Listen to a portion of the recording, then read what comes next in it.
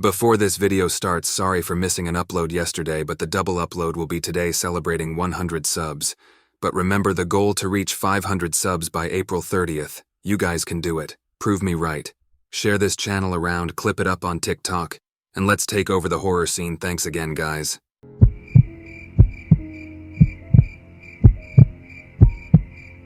Story 1.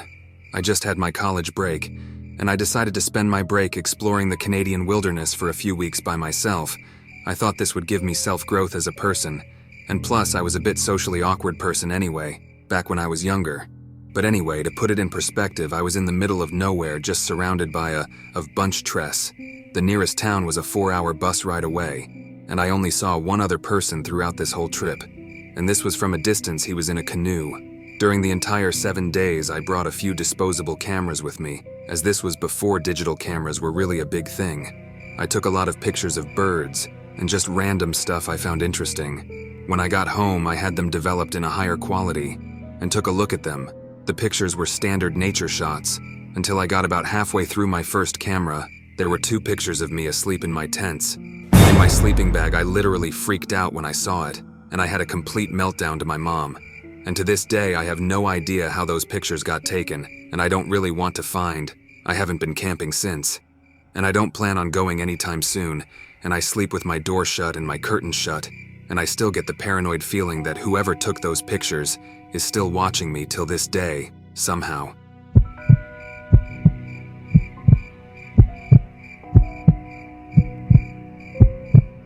Story 2. My boyfriend and I decided to go out camping to spend some quality time together camping. We had always gone with several other people who were couples, but this was the first time it was just us two.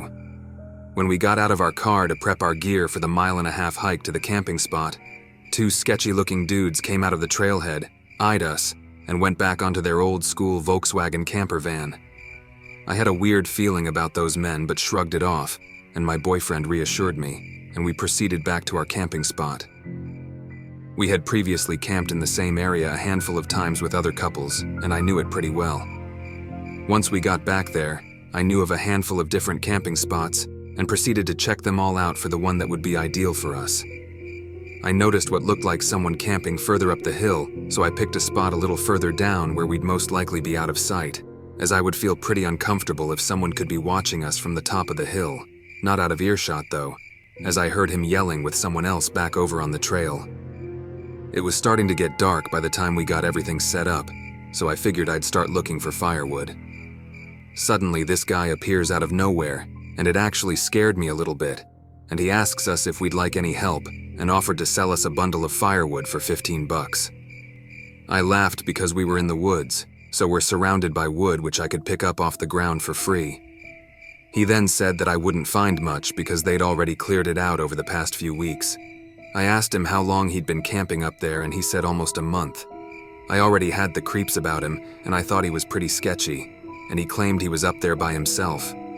I asked him why I heard him yelling with someone then, and that he had referred to more people when he was talking about the wood. He stammered and was like, yeah, there's some dudes I know camping over there, but up on the other side of the river. Then he proceeds to tell us that he's been lonely since he arrived. He's from Ohio and took a bus to get here and had been living in the woods back behind where I currently work.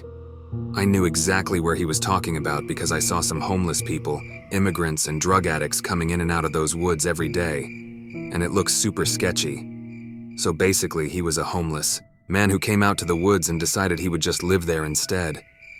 He had been living on snakes and different bugs and selling firewood for money, but he said we were the first people he'd seen in a few weeks. His stories were all over the place, and I know he was lying about a lot of what he told us. He 100% wasn't alone, even if he claimed to be. He even took us to his camp where there were tons of stuff for several guys, not just one.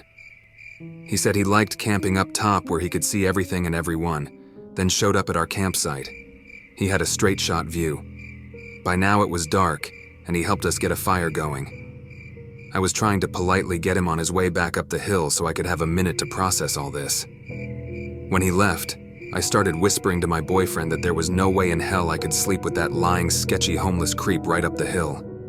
He didn't have a gun, knife, or even a dog to protect ourselves if we needed to.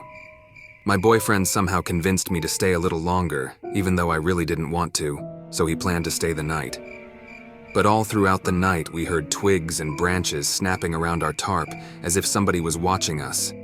It was that man. I knew it was. He was standing out there watching us. I said, "Let's quietly get our stuff together and get the hell out of there before anything bad happens," which we did. Only we left our new tarp set up because they would make too much noise and he'd know we were leaving. As soon as I stood up with my pack ready to get the hell out of there, my heart stops when the man yells, "Leaving so soon?" We proceeded to get away from there as quickly as possible. The most disturbing thing as we were getting away from there, the man yelled for us to come back. That only made us go even faster. In my mind, we were either getting robbed, raped, killed, or something because he was 100% not alone. His stories didn't add up, and he lied about the whole thing, and his background of where he came from made me believe he was running from something or someone and was trying to hide by living off the grid. I called the Rangers the next morning and told them about him. Luckily, all he got from us was a set of new tarps, but I have not went camping at those campsites ever again.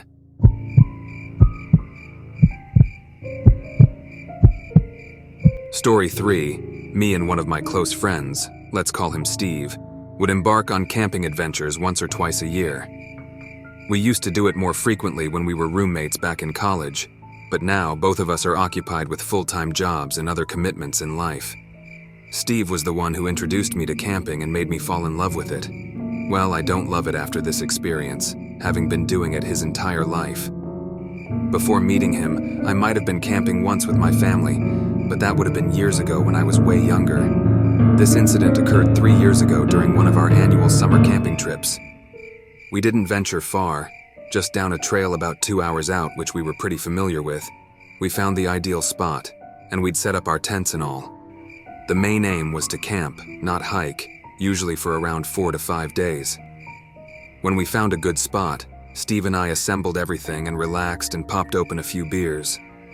The following 3 days were typical: campfire chats, drinks, walks, and board games, and overall it was just a nice relaxing time with my best friends. What else can you ask for? But essentially, we just unwound, which was the goal of it all. On the 5th day, we decided to pack up and head back the next morning. As the sun began to set, we had to reignite the campfire. Steve mentioned he'd take a short walk to gather some dry sticks, and he tasked me with prepping the food for cooking. I followed his instructions, but as dusk settled in, Steve hadn't returned. It had only been about 40 minutes, not long for a walk, but quite a while to gather sticks. I presumed he must have meant to take a stroll rather than specifically collect sticks, so I wasn't really concerned or worried at this point. Another 20 minutes passed, so overall an hour, and with darkness descending, I grew increasingly anxious. Steve, being the more experienced one, getting lost seemed like a real reason. I decided to start the fire, hoping it would guide him back if he was lost and he would see the light. By the 3-hour mark, I was on edge, torn between searching for him, calling for help, or staying put. Every possible scenario raced through my mind like death, him being attacked by something. 3.5 hours after Steve's disappearance and 2 hours after nightfall, I heard a gunshot in the distance. I jumped up from my seat all panicked. I was unsettled since neither of us had a gun. I hesitated briefly before venturing out with the lamp to search for him.